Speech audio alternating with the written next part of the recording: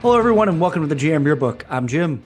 And I'm Matt. Today we're heading into albums that had anniversaries in the month of May 2025. Last month we had an issue, at least we thought, with quality over quantity. But right now, we thought the quality was dipping a little bit, but we came back around and we said, hey, month May isn't that half bad. Yeah, and because we poll the audience each month and ask them what were the most important, what were the most important albums to them, they vote on that. We bring the top 5 albums from that vote to the show, and then Matt and I pick up the 2 albums of our own. So Matt will have a pick, and I'll have a pick, and yeah, maybe we'll stop explaining this every single time. Well, you never know where you're going to have a new listener, so you might as well get it. Let explain it just a everybody, little bit. Yeah, let everybody in on the joke. I also had like 4 hours of sleep last night, so my words aren't very good today. Sorry for that stumble at the start. And I am again yet still coming to you from a new location, in the same room as we have kids moving in and moving out, coming back from college. And one of these episodes I will be in a settled space. Just not today. Just not yet. No, this is not the day. Matt, I got to ask right away. You were pretty disappointed that we didn't get to talk about Britney Spears' 25th anniversary of Oops, I Did It Again. That was in the poll. I don't think it got a single vote, but you're the completist, so I expect you to tell me that you listened to the album. Well, Jim, I made a solemn vow to not swear on this show. You did, yeah. So I will say F no. Okay. I did not, was not, probably would not have listened to it even if it had won. I would have just came on and given a tirade about how dare you? How dare you make me listen to that crap? That should have been a bet.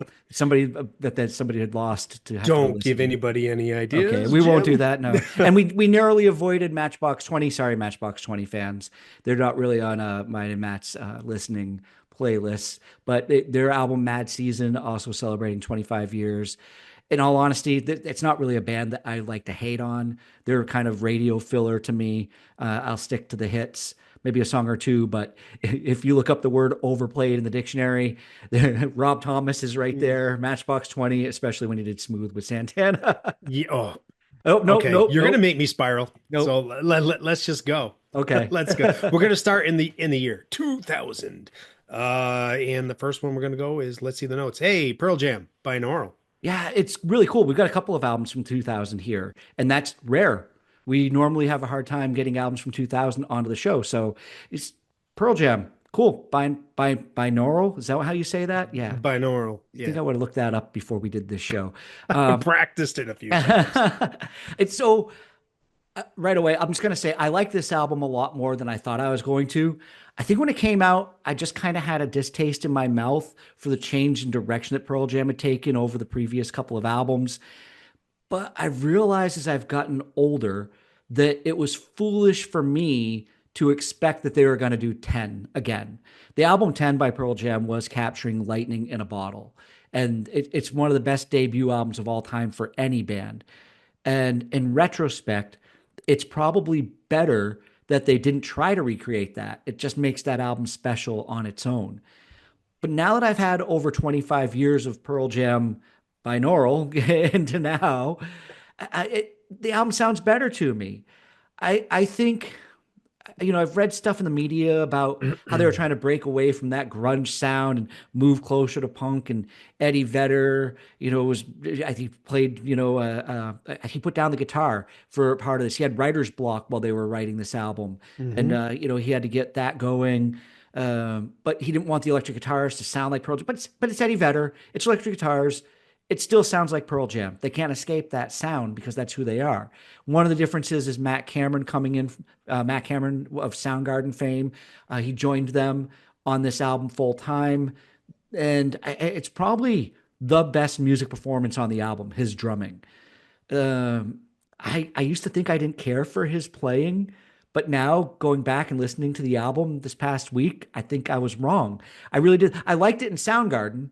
and what Matt Cameron did in Soundgarden really helped define that band, just the whole sound. But I for a quarter of a century, I've walked around thinking that, oh, he was bad news for Pearl Jam, and they would sound like old Pearl Jam again if Matt Cameron wasn't playing for them. And no, that he is a big part of their sound now, but they changed. One of the cool facts of this album is that Brendan O'Brien, we've spoken about him and the producers. I think we kind of came back to him in a couple Hmm. of other episodes. He was, Pearl Jam's producer. I think he produced their last album. I think he's still doing their albums, I but think so, yeah. they went and got some other guy. I didn't put the guy's name in the notes, and I feel bad about that. But they went and got this guy because, and it's where they got the name for the album Binaural from, because he was known for his Yeah. recording technique of using two microphones to get a stereo sound. And the funny thing is in all of my years of recording and in studios, when I read that, I was like, "That's special."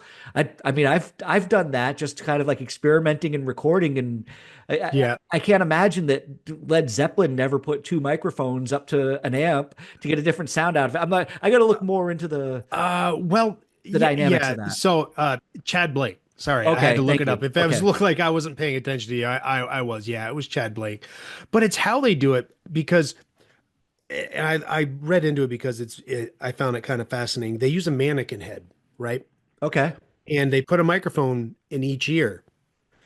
So wherever the sound is coming from, and you could just do this with, uh, two microphones spaced. It doesn't have to be a mannequin and a head. mannequin head. Yeah. Right. But it simulates how, like, if a sound is coming on in one specific direction, it's going to hit this ear first, and then it's going to hit this ear, and the timbre is going to be different. The timing is going to be different. There's going to be like a Hmm. natural echo.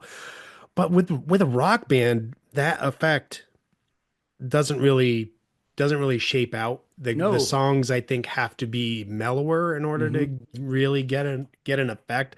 But I'm And also I'm also a noob at this well, that's this technique. what you So just said is exactly what happened with the album, because they found that their songs that were a little more rock, they were a little harder, they weren't getting the sound that they liked.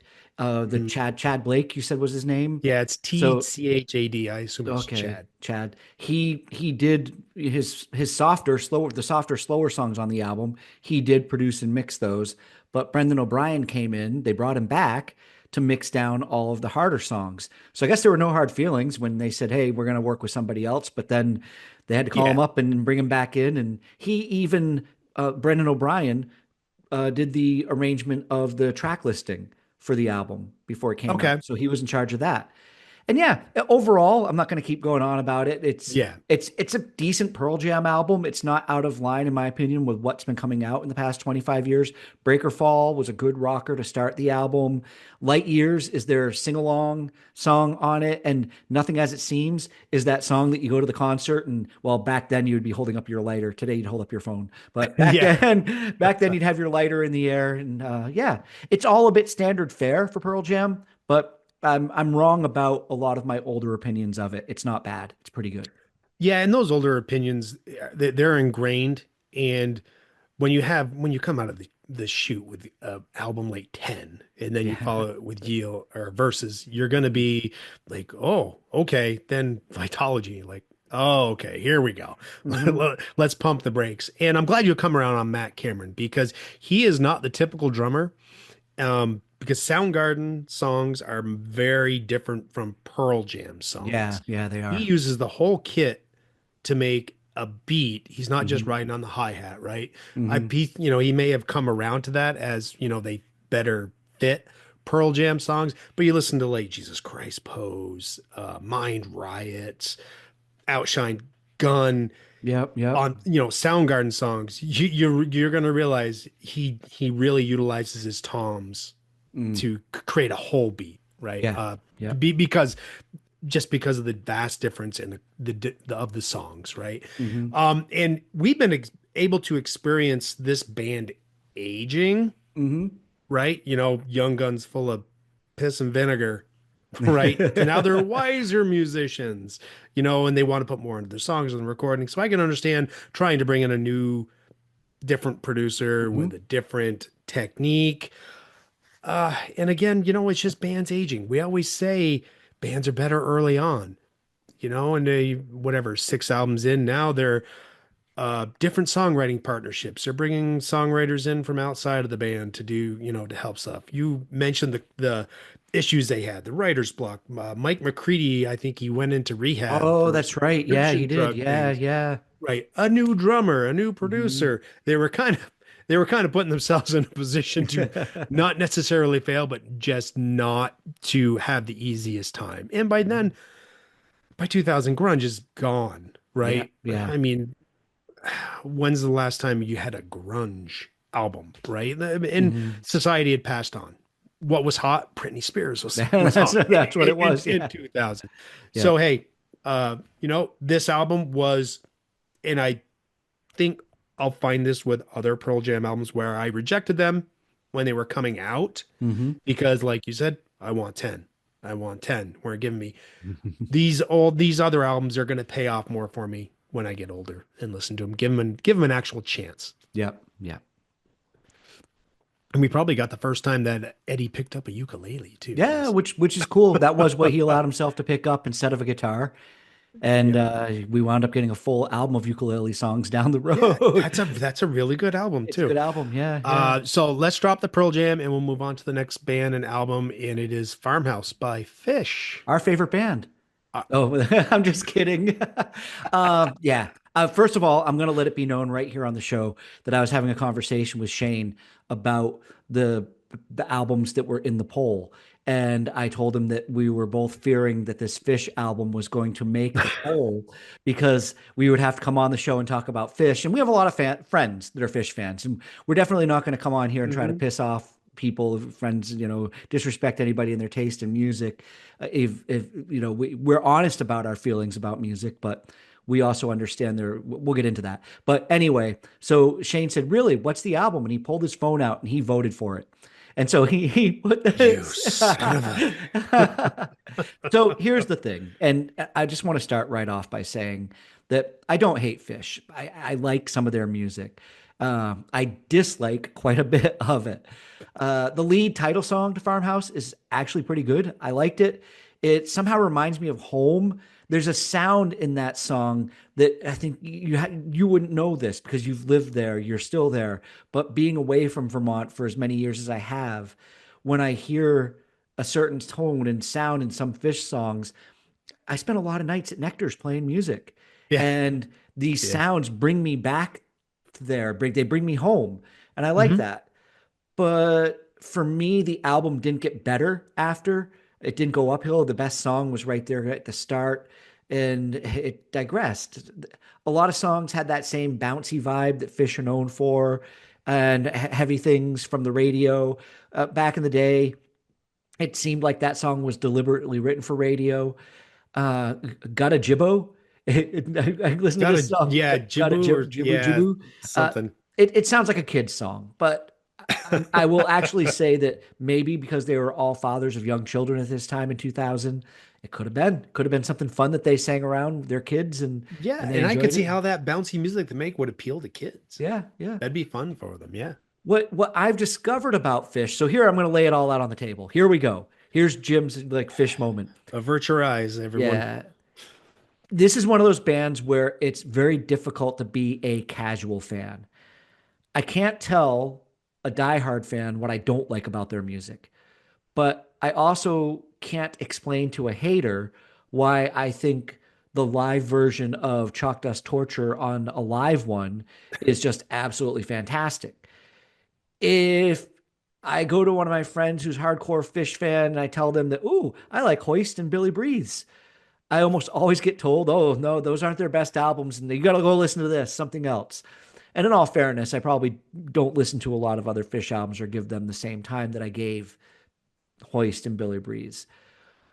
But I struggle with that whole opinion that people throw out there that, a Fish suck because they don't. They're good musicians. Yeah, Fishman, he is a basic drummer, but he does what's needed for the band. I mean, Charlie Watt did what was needed for the Rolling Stones for, 40, 50 years. Widely respected. Yeah. And both have the chops that serve that band. Trey is a gifted guitar player. I love his Yeah. setup. I love his amp on stage, looking like he's got living room stereo speakers up on stage. I mean, the first time I ever saw that, I was like, that's really cool. And I'm nowhere near the bass player. I wish I could play bass as well as Mike Gordon does. He is all over the bass. He is a virtuoso of it, in my opinion. He's just as good as anybody in pop and rock out there. So I can't knock his talent. And Page for me is kind of the curveball. And I know some of my friends love Page, but he's a talented pianist and harmony singer. I think where he gets to me is when you hear a lot of the odd sounds in Phish music, it's Page playing jazz chords on the piano that don't Mm, really fit in with everything else that's going on all the time. yeah. And that's where I kind of lose my interest in it. But I just wish it was easier to talk to people and say, oh, hey, I like these five songs by Phish, and this is why, and have that conversation without it turning into a debate about why they suck or why they're just doing something I don't understand. End. Yeah. Yeah, I am guilty of hopping on that fish sucks train, and that's wrong because, You've as been you the pointed out, conductor a couple of times. there's been a few bar arguments. No, they're they're good musicians that just collectively make music that doesn't just vibe with me, Hmm. and and this is me trying to reel that fish sucks back in and be respectful for fish fans. And then fish fans, this is your turn to give people like me, Jim and I, some slack and say, okay, I understand because we're not coming at you from an attack perspective. Hmm. Um, because just saying fish sucks or Matchbox 20 sucks or whatever, that's just kind of a lazy and wrong way to approach how you Hmm. feel about something. Just say that sucks. Well, why? Yeah. And Fish just doesn't, they don't jive for a lot of people, but they Hmm. jive, the ones they do jive for, man, they love it, They love it. but Yeah. they do have a handful of songs I can get into. Hmm. That balance you were talking about, Back on the Train, Yep. that I really like that song. Heavy Things. That came on. I'm like, oh, this is what album it's from because I had heard it on the radio. You know, Fish, they are tight, yet they sound loose. They play loose and free. So there's like that push and pull there. Hmm. But I think what for me the struggle is how laid back the music is. Hmm. And I don't mind mellow music, but this is just like laid back, like they're sitting in their chair. Just It right, is right, like that. right. Yeah. Yeah. Many And in times. particular on Farmhouse, uh, how, and it's not that he's a bad singer, but it's so careful and reserved. Like It it is is. just four Yeah. guys sitting on the front Hmm. porch Hmm. jamming out. And Hmm. I can also understand how that is a cool thing. So people can come at us because we're from Vermont. I'm still here. Jim's in Scotland. Uh, and Fish formed in Burlington, Vermont. So we should have positive vibes for the band. Stay away from saying Fish sucks. Yeah, but the reason why I am staying away from saying that is because I really root for people to succeed. I don't want people to fail, and Hmm. especially when they come from Vermont, right? Success. I wish nothing but success. And Farmhouse, I ended up listening to a few times, and it grew on me. And as I'm learning the flow of the album, I'm anticipating, certain songs that are coming up. Uh, got a Jiboo. I think is the title of the song. We Yeah. gotta figure that one out. When it's fading out, I'm like, hey, Dirt's coming up. I really dig that song. After Piper, Here Comes Sleep. The test will be though, will I go back to this album? Yeah. That's a good question. I put like four songs on Hmm. my personal marathon playlist. If they ever come on, will I be inspired to hit Can I up say the album one again? one final thing about my experience with Fish, especially if anybody has watched this and they're listening to what we have to say? Because as soon as we put Fish into the script or the copy for the show, some Fish fan out there is going to come on, watch this, and maybe attack us because Oh their yeah, their please don't online be presence. defensive. Yeah, Don't be defensive. no, no. But here's the thing. In 1994, 1995, 1996, I had a band in Bennington, Vermont, and we had an album. It was original music. We were writing songs, going out, gigging, playing our own material. We maybe played five cover tunes in 20 songs in a night in a gig. And there were handpicked songs that we liked to play because they were cool to us.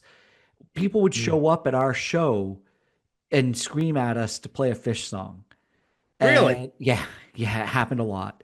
And it made all of us just instantly not like Phish. It's unfortunate because we should have just not liked those people that were yelling at us, but Yeah. it made us instantly have a distaste for the band when we wanted people to be there to listen to us. We were from Vermont. We were an original music rock band. So you went to Phish, you went and listened to Phish, you liked their music, you gave it your time. Listen to our music. Don't yell at us to play a Phish song. And so Yeah. that's what happened. And I get you. yeah. So sorry, everybody. Hey, Yep. hey, Fish is nothing like Grace Potter. It was nothing like Noah Khan. It's like Yeah, you got to let people be what they are. you do. And right. And hey, would Fish be as special if every band coming out of Vermont was like Fish? No, No, but even they wouldn't be. Enjoy Fish for what they are, and some and of the bands everybody that else did try agree. to copycat Fish failed because Fish had that corner. That was them. That was that, they have Mhm. that audience and they got it captured. So yeah. So let's move on. And we are going to go to Eminem and the Marshall Mathers LP. Oh boy, so you put these albums like boom boom right in the notes, and I'm thinking this is a nightmare situation, and I didn't want to come out here and be a Debbie Downer. I found some peace Wah, with wah, Fish. wah. Yeah, you thank you for getting that reference. I managed to find some peace with Fish. I actually did enjoy Farmhouse. Um, Eminem's a different animal, man, you know. And I didn't want to come up here and just have a airing of the grievances over rap, but here we are because that's me. Like years ago, that's how I would have just reacted to rap. Oh, rap sucks, blah blah blah. But I've had a growth spur in the last 10 or so years with rap. Marshall Mathers, not impressed, but I flat out just didn't want to listen to a whole Eminem album, so it wasn't going to get a fair shot, no matter what. I think I just prefer him in small doses Yeah, yeah. A full because album is tough. yeah, you give me a full Mhm. album, I'm going to start, and it's to be fair, not just him. You give me a full album of anybody, I'm Mhm. going to start picking out the flaws, Mhm. and they're actually kind of easy to pick out with this. Mhm. Uh, my biggest challenge is rap, and sorry, I'm gonna, there are certain arguments that are going to be pointed out on this show from time to time, and me not being a lyric guy right off with songs. If you don't give me something lyrical that's going to grab my attention, the music better be damn interesting. Yeah, And yeah. these beats are incredibly boring. The bass, it's all just repetitious. There's very little it's so repetitive, right? There's very little variance. So what I'm left with is this flow. And I know Dre produced this, so it's probably sacrilege for me to come on here and say, "Oh, the beats are boring." Uh, and maybe a decision was made because his flow is so rapid fire. Maybe we just need a more steady beat. Blah blah Mhm. blah. I'm not in the room, but 18 tracks worth is a little bit much for adolescent rapping, Mhm. right? Somebody who's 14 that would probably come up with some of this stuff. And in general, rap, I think I find it more enjoyable in a group setting. It's Mhm. a little more communal for me. And some of the people I hang out with, a song like Kill You might be a little awkward, and playfully giggling at the end of a song like that and saying, oh, I'm just playing, ladies. I love you. That's it. Sounds a little bit like I'm about to say something. I'm not racist, But yeah. but, right. I'm not Yeah. homophobic, Yeah. but, But yeah. you can't just make a joke Mhm. and say, "Oh, I'm joking. It's okay. It's okay. I'm joking." No, you got to draw the line somewhere, man. You can be entertaining and be a decent human being at the same time. I think a lot of people probably remember the Slim Shady, the song itself, the real Slim Shady, Oh and yeah, not good song, good song. and Stan. And actually, I Mhm. think Stan is one of the coolest rap songs of that era, if not, I don't know. I remember the first time I ever heard Stan, I just was kind of like, wow, I've never heard anybody rap about something like this. And in the story about the obsessed fan and what they were Mhm. saying and everything that went on. When it comes to Eminem, I respect his style and flow. I was looking up some stuff and found that he came 1997. He came in second at the Rap Olympics. Yes, that's a real thing. They stopped, I guess, for Wow. about 5 years or so, but I think they've been going since about Did he 2007. specialize in the hurdles or I what don't was going on know. there? Yeah, the 200 meters. I don't know. Jeez. Brrr. Yeah, but he was signed quickly after that and did the collaboration, as you said, with Dr. Dre. And I think some of the material that he has, it's got substance. But we've Mhm. discussed at end already about how I am the lyric guy, as you are not. Matt is more into the music, and I'm more into the lyrics. And I don't understand, as you've just said, how people can think it's fun to listen to and rap along with rhymes about murder and abusing Yeah. women. It's just strange. Yeah. It's one thing to sit down and watch a horror film and to watch, the blood and the gore and laugh at it and think it's funny. But there's something strange to me to actually let those words come out of your mouth. So to sit Hmm. back and watch a Friday the 13th movie or Silence of the Lambs or, even the scariest of the horror films that make you jump. But, some of the stuff where terrible things where terrible things happen to people. Yeah. But you're just watching it, and half the time you're laughing at the gore. And yeah, it's just playing.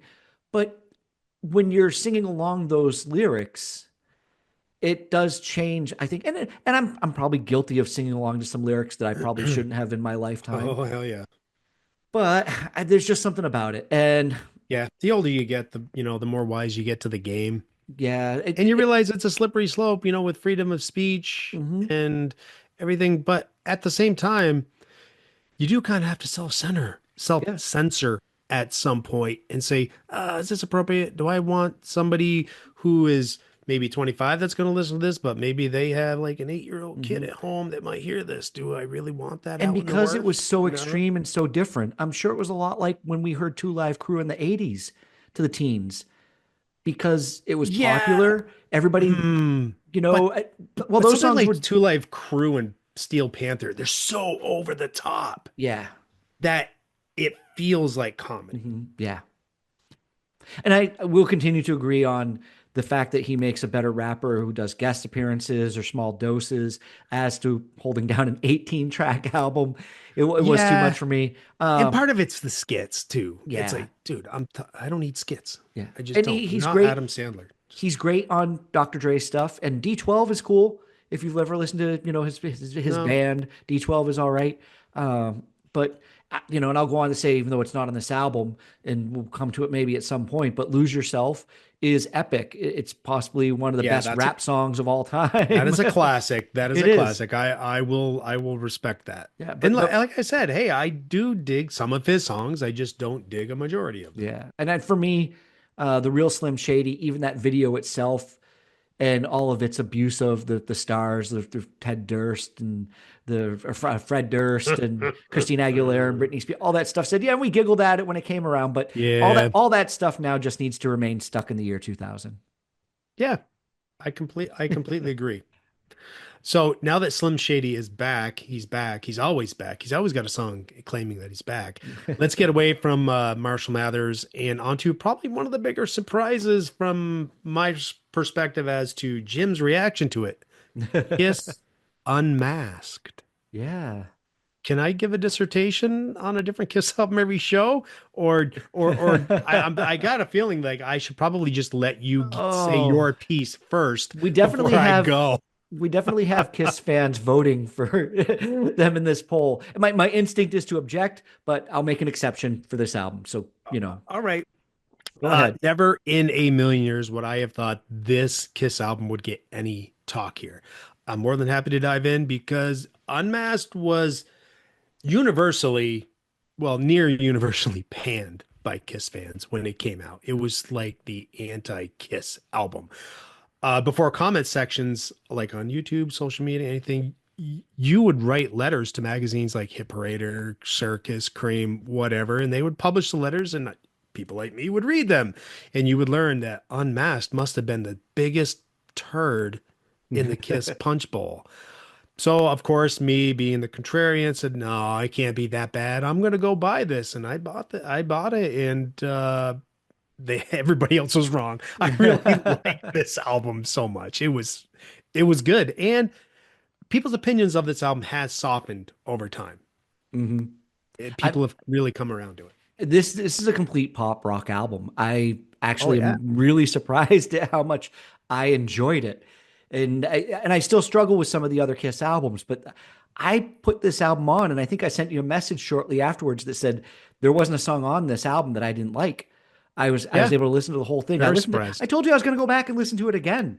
And when that happens, that's not something that happens often for us with this show with how much we have to listen to.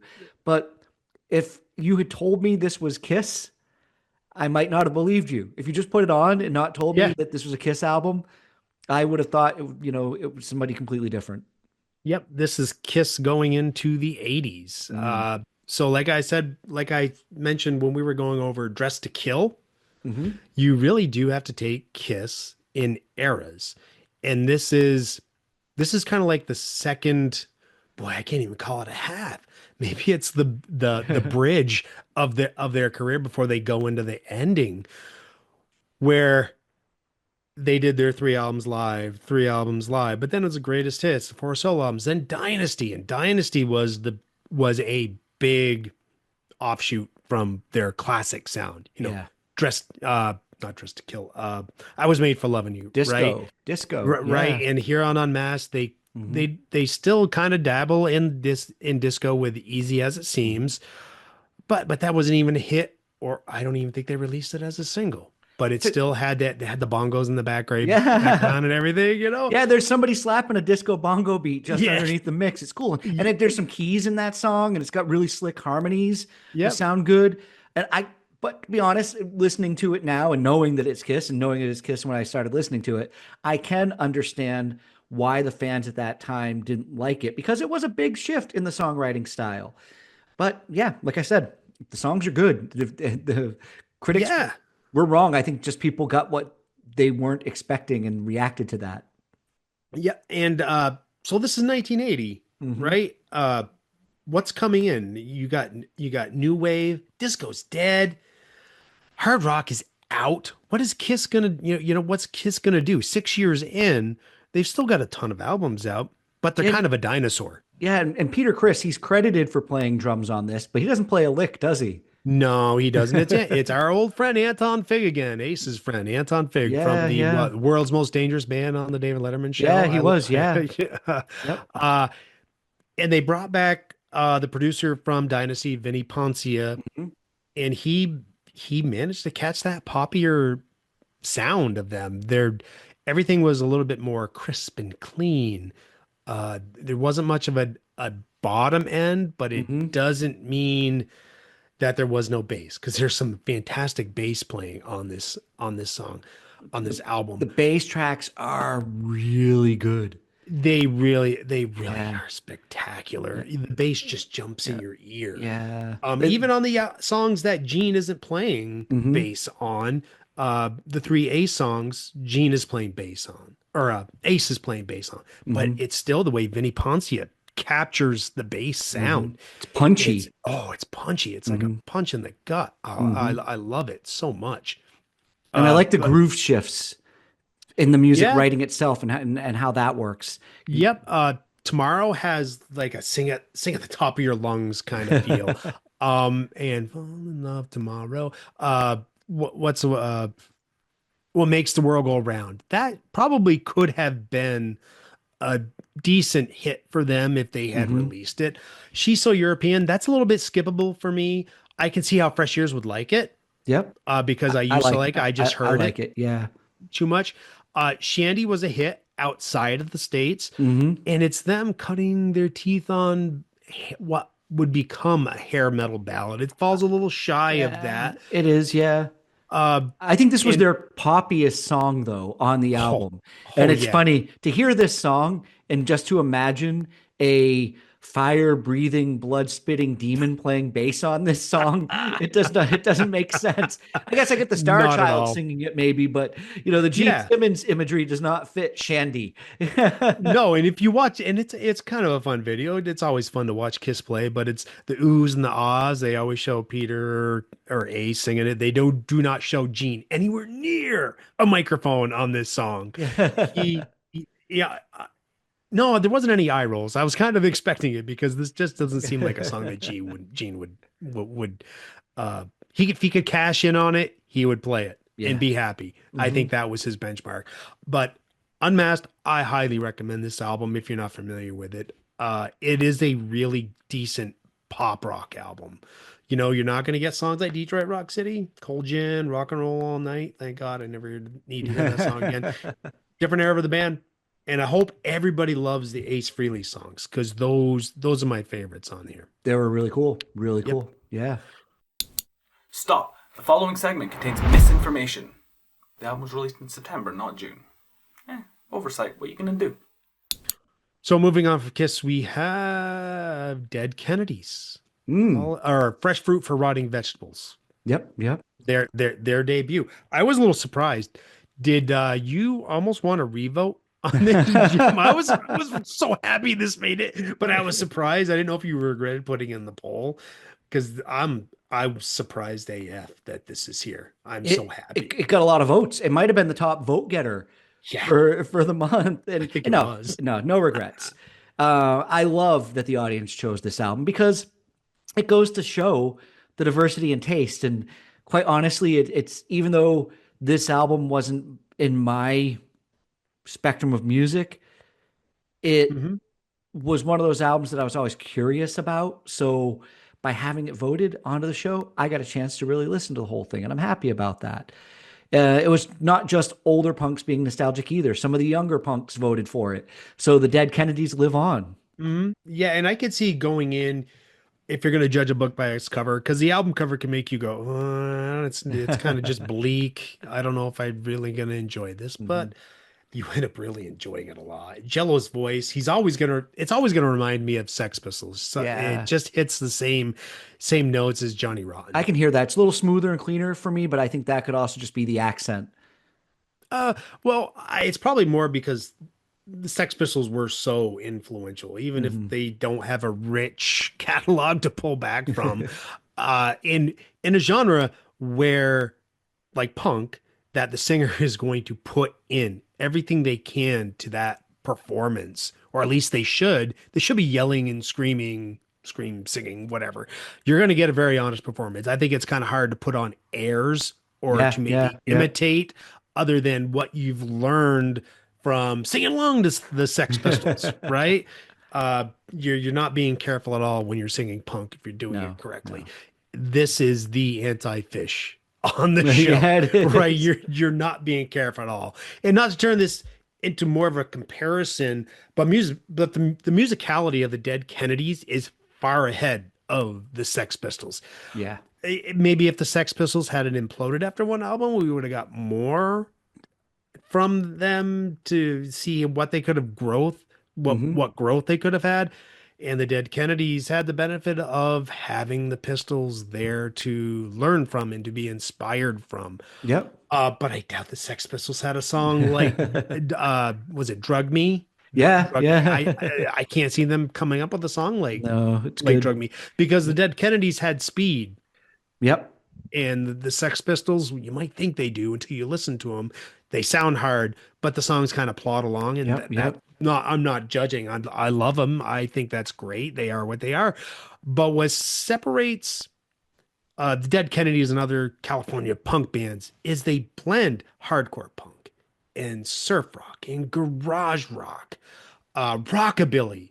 Yep. Yep. It's this amalgam that makes it very unique to California punk. And these are some damn good punk classics. Holiday in Cambodia, California Uber Alice, Chemical Warfare. This album is a classic. That Yeah. ending with the of Holiday in Cambodia with the pop pole, pop pole, pop pole. An executioner and leader of genocide, and they're shouting his name, but it's not a glorification; it's a protest of him. And the song was about the atrocities that occurred against the Cambodian people.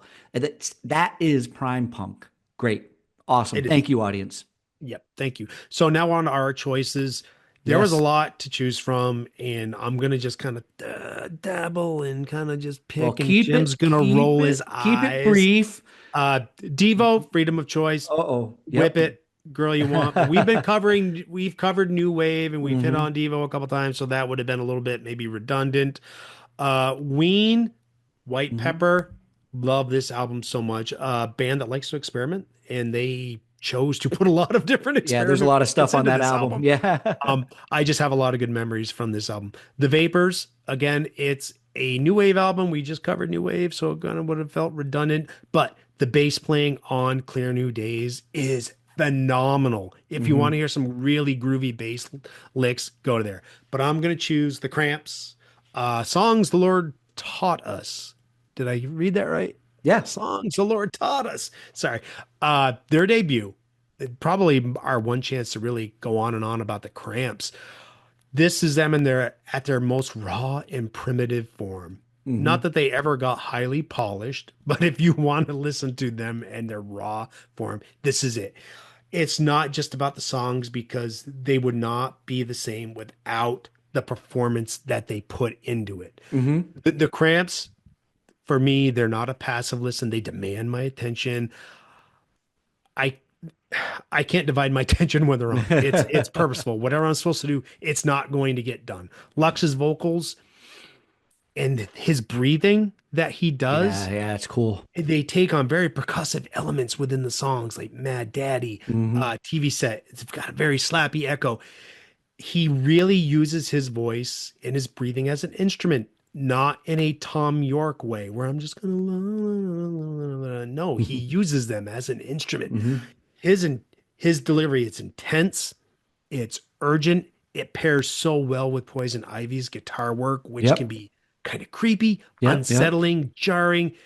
They create a near panic atmosphere. It's so energizing. And I think this is what sets people's hair on fire with metal. This kind of energy. It's just that with the Cramps, I'm going to get more dynamics. I'm not just going to get the roller coasters up here and it's all down. I'm going to get this build, and then it's down, it's up, it's And then down, it's it's up and up. down stuff. Yeah. Yeah, right. This is one of those albums that I had never listened to before this week. I remember the Cramps. I remember the Dead Kennedys, and I remember, kind of like the early alternative grungy kids in high school listened to them, and I'd see drawings of the Cramps albums on my friends' notebook covers and things like that. But it just wasn't on my radar back then.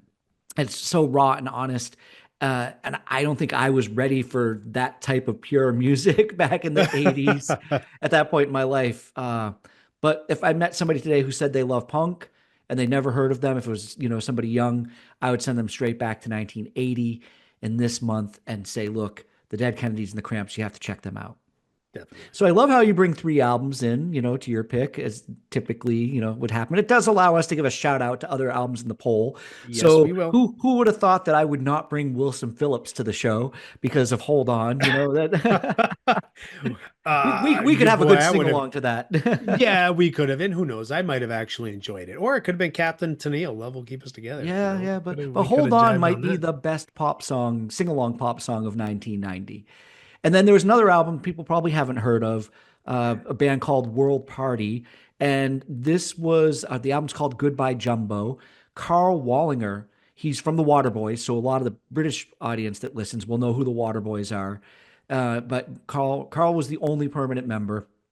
And I was, up late one night watching MTV's Alternative Nation, and the video for Way Down Now, Put in a Message in the Box came on, and I wound up falling in love with the album. So I have to give a shout out to that. But And way back, didn't you put one of their songs on our massive playlist, put a World message, Party? put a message in the box. Went on. Okay. Yep. All right. Yep.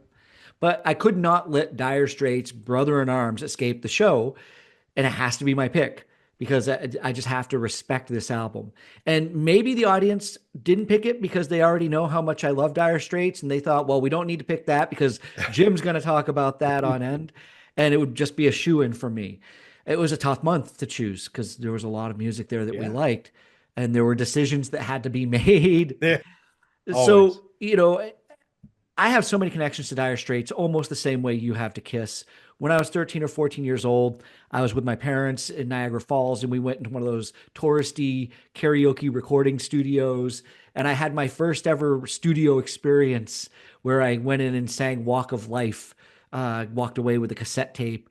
Money for Nothing was just part of our fabric growing up in the 80s. The Yeah, it music was. video, everything, uh, and even the MTV I want my promos. MTV. Yeah, that all kind of came Yeah. from that.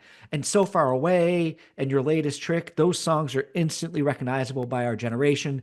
In 1992, I went to see Dire Straits. One of my proudest concert moments was getting to see them in concert with three of my closest friends at college. We started up in the cheap seats and we managed to get to the floor. The final encore that night was Brother in Arms. And we walked up as close as we could get, the four of us dudes holding hands up in the air. And it was just one of those life moments that you don't forget. It was really special. The song Why Worry off the album, I had the lyrics to that song on my wall when I was living in my first Oh, apartment in that's right. Bennington. I remember that. Yeah. So that was one of those songs that I liked to listen to when my world was turned upside down, which it had been at that point in my life. So yeah, Dire Straits. I'd have a cloud of guilt over my head if that album had not made it onto the show and I didn't talk about it and give it Yeah, the you love were that it gets. very surprised Hmm. that album didn't get many more votes than it did. Yeah. I was a little too.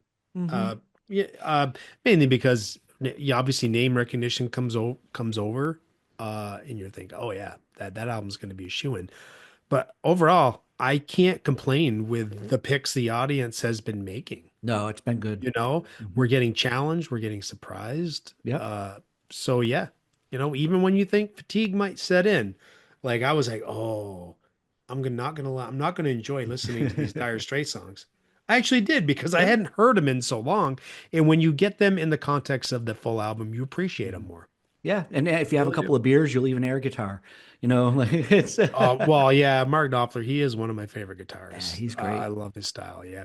Other albums that came out, I'm going to give a shout out to Supergrass's Should I Coco. Mm, We had a nice comment on our group page from our friend Lenny about how much he loved that album. So I can't let it go by without us saying, yeah, he's right. It's a really good album. it really And is. it's unfortunate that wasn't on there. Concrete Blonde, Bloodletting. I think we both loved that album back in the day. And yeah, I mean, come on.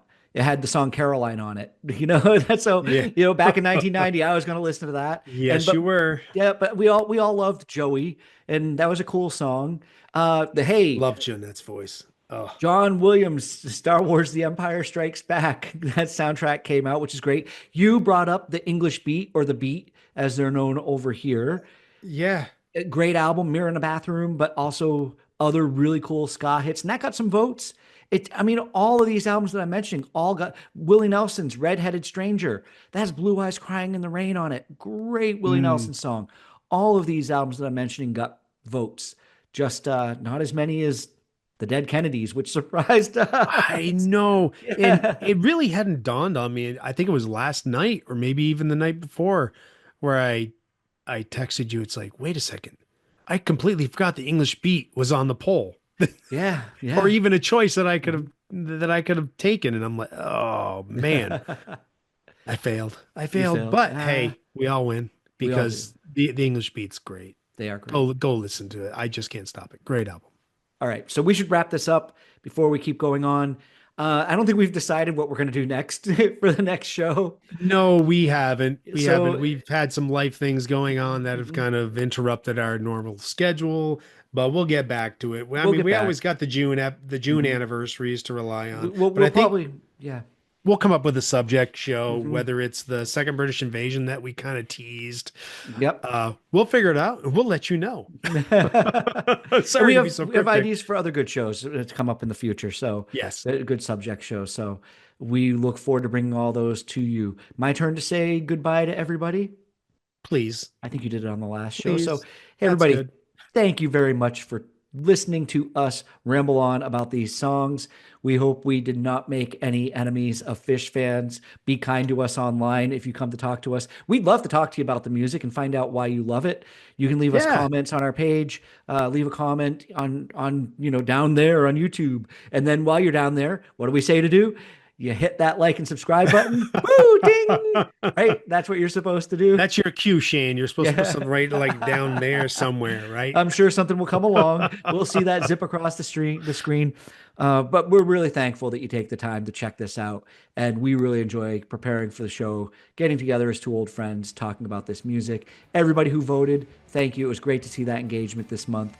And we'll have some good albums for the next poll coming your way for the May anniversaries. Until then, Matt, I'll see you next time. See you, Jim. Thanks All for right. tuning in, everyone. See you here next time. Peace, love, and podcast.